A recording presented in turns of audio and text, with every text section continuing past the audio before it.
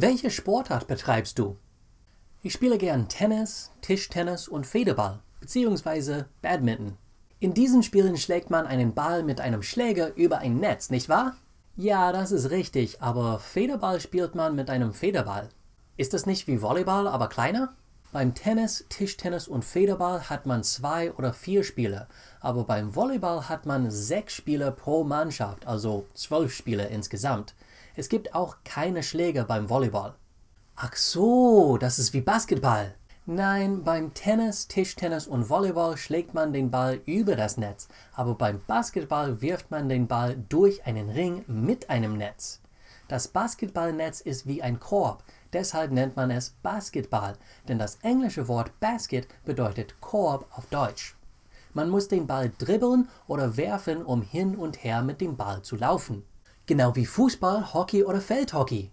Nein, Basketball spielt man in einer Sporthalle. Fußball und Feldhockey spielt man meistens auf einem freien Feld. Eishockey spielt man natürlich auf Eis.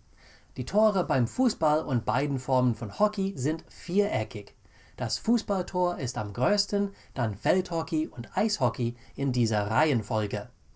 Hockey spielt man mit einem Schläger in der Hand, aber Fußball spielt man hauptsächlich mit den Füßen.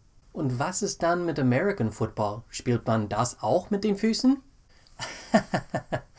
Nein, American Football ist wie Rugby, aber mit Schutzausrüstung. Das Ziel des Spiels ist, Raum zu gewinnen. Die Mannschaft, die es schafft, das gegnerische Spielfeldende mit dem Ball zu erreichen, bekommt Punkte. Die Regeln unterscheiden sich beim Fußball und Rugby, aber das Hauptziel ist dasselbe. Fußball spielt man mit den Füßen, aber Football spielt man mit den Händen. Spielt man Handball mit dem Kopf?